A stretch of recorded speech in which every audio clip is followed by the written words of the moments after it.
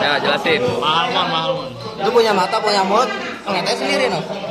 Ya jelasin kan gua kan lagi video, gua nggak bisa lihat.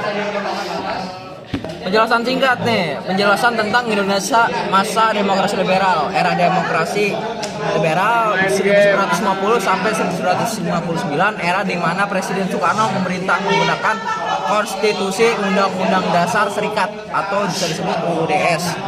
Republik Indonesia 1950, era demokrasi liberal juga dikenal sebagai era demokrasi parlementer, adalah suatu era dalam sejarah politik Indonesia. Deket aing, Cok.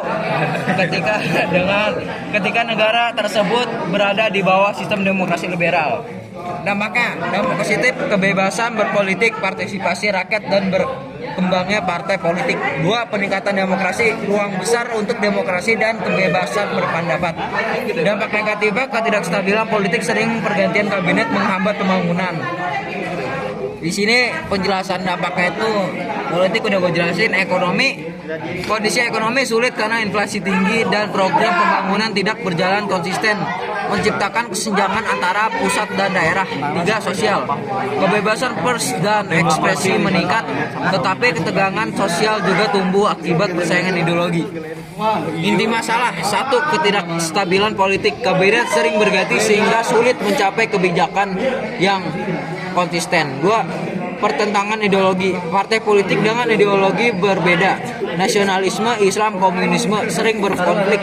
3. Pemberontakan daerah, pemberontakan PRRI atau Permesta di Sumatera dan Sulawesi dipicu ketidakpuasan terhadap pemerintah pusat. 4. Krisis ekonomi, inflasi tinggi dan pengangguran membuat ekonomi tidak stabil. 5. Campur tangan asing, pengaruh asing dan konflik Iran Barat memperumit situasi nasional. Gue mau nanya nih. Ada pertanyaan? Nih gue bingung nih, apa ini Indonesia masa demokrasi liberal itu maksudnya apa, Cok? Demokrasi liberal itu apa? Kak? Belum dijelasin.